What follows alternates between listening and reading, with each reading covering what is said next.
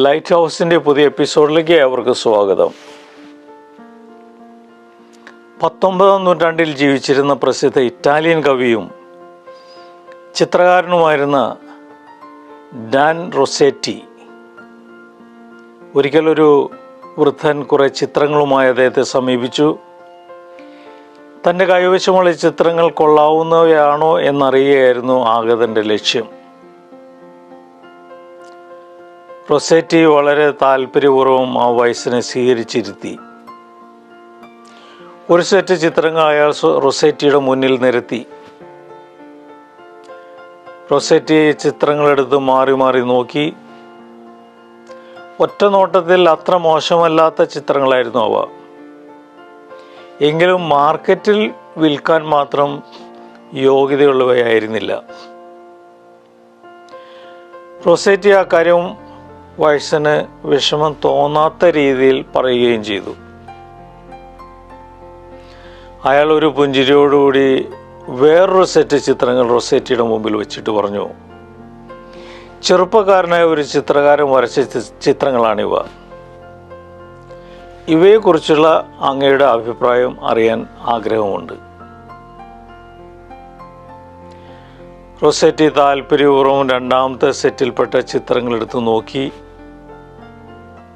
എന്നിട്ട് പറഞ്ഞു, ഇവ നല്ല ചിത്രങ്ങളാണ്. ഈ വരച്ച ചെറുപ്പക്കാരൻ പ്രതിഭാശാലിയാണ്. അയാൾക്ക് നല്ല ഭാവിയുണ്ട്. പരിശ്രമിക്കുകയാണെങ്കിൽ അയാൾ ഒരു മഹാചിത്രകാരനായി മാറും. റൊസെറ്റിയുടെ ഈ വാക്കുകൾ കേട്ടപ്പോൾ ആ വയസ്സൻ ശരിക്കും മിഴിച്ചിരുന്നു പോയി.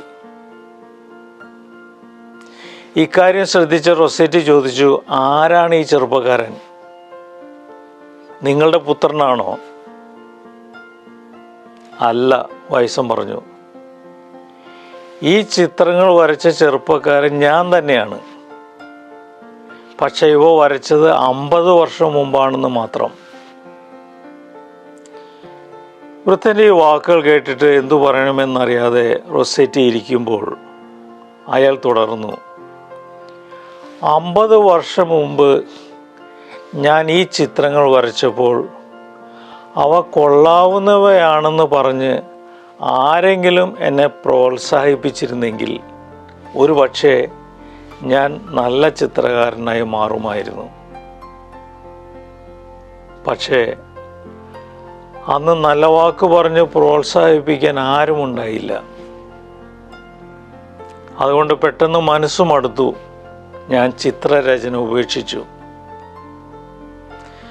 പിന്നീട് അടുത്ത കാലത്താണ് ഞാൻ വീണ്ടും ചിത്രരചന നടത്തിയത്. അങ്ങനെ ഞാൻ വരച്ച ചിത്രങ്ങളാണ് ആദ്യം അങ്ങേ കാണിച്ചത്. നിരന്തരമായ പരിചരണവും പ്രോത്സാഹനവും ആവശ്യമുള്ളവരാണ് നമ്മൾ.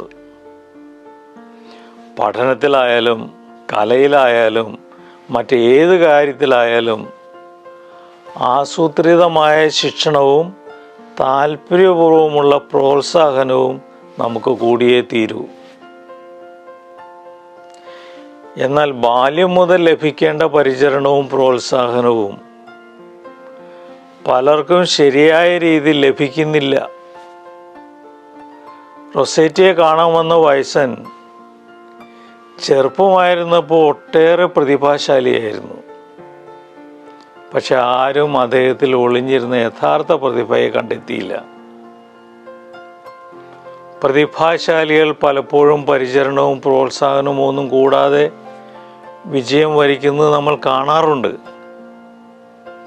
കഴിവുള്ളവർ എങ്ങനെയെങ്കിലും അവരുടെ ജീവിത രംഗങ്ങളിൽ വിജയം നേടിക്കൊള്ളും എന്ന് നാം സ്വയം സമാധാനിച്ചേക്കാം. അപ്പോൾ പക്ഷെ നമ്മൾ മറന്നു പോകുന്നൊരു കാര്യമുണ്ട്. അതായത് വേണ്ടത്ര പരിചരണവും പ്രോത്സാഹനവും ലഭിക്കുകയാണെങ്കിൽ എല്ലാവർക്കും തന്നെ അവരവരുടെ നല്ല കഴിവുകൾ വികസിപ്പിച്ച് ജീവിതത്തിൽ വിജയം നേടാൻ സാധിക്കും.